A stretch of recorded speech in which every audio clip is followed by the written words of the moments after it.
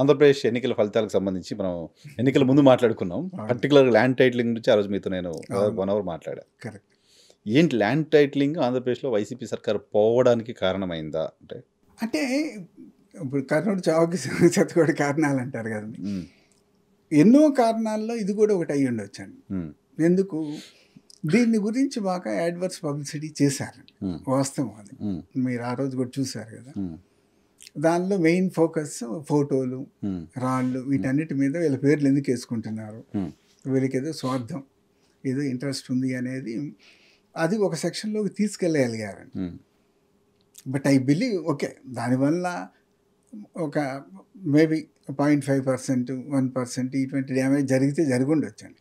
But several కారణాలు ఉంటాయి కానీ పోవటానికి. అందుట్లో ఇది ఈ అడ్వర్స్ పబ్లిసిటీ అనేది ఒక కారణం అండి.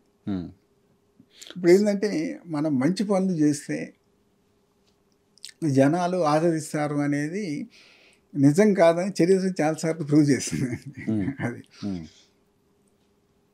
ఇప్పుడు వీళ్ళే చెప్తూ ఉన్నారు కదా, అది రోజు కృష్ణలంక గోడ అంతా మేము కట్టించినాము, మొత్తం అదంతా కాపాడేసినాము అని చెప్పి. మరి కృష్ణలంకలో జనాలు ఓట్లు వేసారు, వేయలేదు కదా. ఆ విధంగా చరిత్ర కూడా నేను చెప్తూ ఉంటాను. సిఈఆర్పి ప్రాజెక్ట్ అని చెప్పి వెస్ట్ ఈస్ట్ అటు 1990 సైక్లోన్ తర్వాత 91 to 94 చాలా బాగా ఇంప్లిమెంట్ చేశారు. ఆ డ్రైన్స్ అన్నీ కూడా మళ్ళీ ఒరిజినల్ స్థాయికి తీసుకొచ్చారు. అంటే పూడిపోయిన డ్రైన్స్ని వాటన్నిటిని కొన్ని కోట్లు ఖర్చు పెట్టి. ఆ రోజు మనకి 3,000 కోట్లు వరల్డ్ బ్యాంక్ ఇచ్చింది. అంటే ఇప్పుడు దాదాపు 50,000 కోట్లతో సమానం. అందుట్లో almost more than 50% of the money only ఈ 2 జిల్లాల్లో ఖర్చు పెట్టారు. ఈస్ట్ వెస్ట్ ఇచ్చిందే 5 జిల్లాలకి, మెయిన్ ఈస్ట్ వెస్ట్, తర్వాత కొంచెం విశాఖపట్నం, గుంటూరు, కృష్ణ కొద్దిగా, ఇంకెవరికి ఇవ్వలేదు.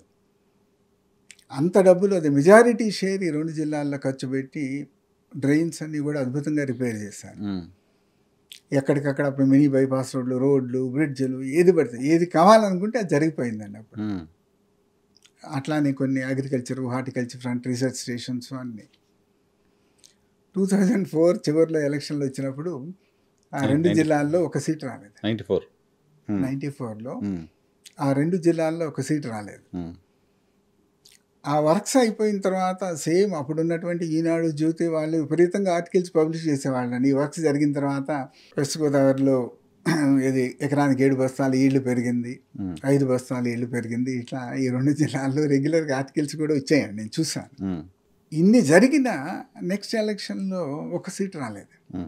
అంటే ఇప్పుడు ఏదో వెల్ఫేర్ చేస్తే ప్రజలు ఆదరించలేదు, డెవలప్మెంట్ లేదు అని చెప్పి ఒక ఆర్గ్యుమెంట్ తీసుకున్నారు.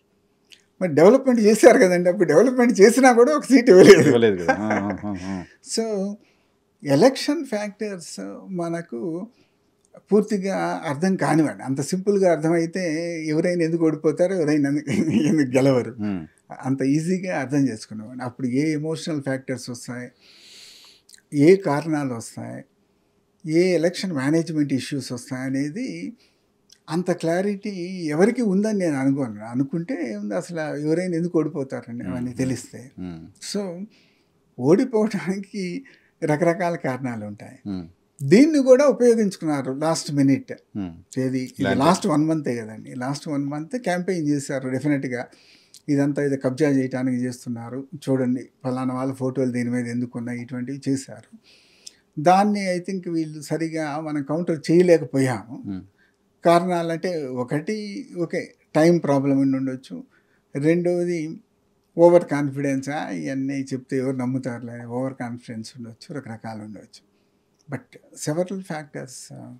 కానీ ల్యాండ్ టైటిలింగ్ యాక్ట్ని మీరు చాలా మనం మాట్లాడుకున్నప్పుడు చెప్పారు. ఈవెన్ ప్రధాని మోదీ కూడా అప్రిషియేట్ చేశారు ఏపీ మోడల్ని అందరూ తీసుకోండి, మిగతా రాష్ట్రాల సిఎస్లకు కూడా చెప్పారు అని చెప్పారు. సో దాన్ని రద్దు చేసింది మోడీ నేతృత్వంలోని ఎన్డీఏ సర్కారే కదా. But I don't think and NDA state government చేసింది, బట్ మిగతా రాష్ట్రాల్లో పుష్ చేస్తున్నారు కదా మోడీ గవర్నమెంట్. ఇప్పుడు మళ్ళీ రీసర్వే చేయమని కూడా చెప్తూ ఉన్నారు కదా. అదండి అది ఎక్కడ టెంపరీగా ఒక ఎలక్షన్ మేనేజ్మెంట్ కోసము ఏదో మనం ఒక నెగటివ్ ప్రోపగండా తీసుకున్నాం తప్పితే డెఫినెట్గా అది జరుగుతుందండి. It's only question of time. ఇవ్వాలి కాకపోతే రేపైనా చేయక తప్పదు ఇప్పుడు ఇప్పుడు ఎవరికైనా. ఇప్పుడు ఆంధ్రప్రదేశ్ ప్రభుత్వం ఇనిషియేట్ తీసుకున్న భూ సర్వేకి జగన్మోహన్ రెడ్డి తెచ్చిన ల్యాండ్ టైటిలింగ్ యాక్ట్కి ఏంటి వేరియేషన్? భూ survey is a pre requisite అండి ఫర్ టైటిలింగ్. సర్వే అవ్వాలి కదండి అవును. టైటిలింగ్. టైటిల్ ఇవ్వాలంటే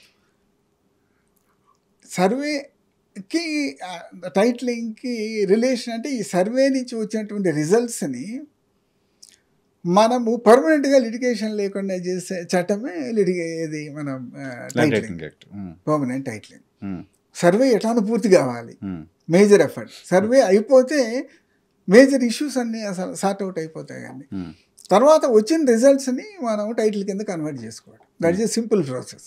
రిలేటివ్గా నోటిఫై చేయటమే కదండి. సర్వే అయిపోయిన తర్వాత మనం కొత్త పాస్ పుస్తకాలు ఇచ్చి అన్నీ క్లియర్గా ల్యాండ్ రికార్డ్ వచ్చిన తర్వాత టైటిల్ డిసిషన్ తయారు చేసేసుకుని దాన్ని నోటిఫై చేస్తే టైటిల్ వస్తుంది. ఎప్పుడైనా నోటిఫై చేసుకోవచ్చు. సో ఆంధ్రప్రదేశ్లో ల్యాండ్ టైటిలింగ్ యాక్ట్ మళ్ళీ రావాల్సిందే ఆ చట్టం. దేశం మొత్తం చేస్తారండి, ఎవరు ఆపలేరు. This is one progressive reform which I think ఈ certain and essential. There is no other go. So as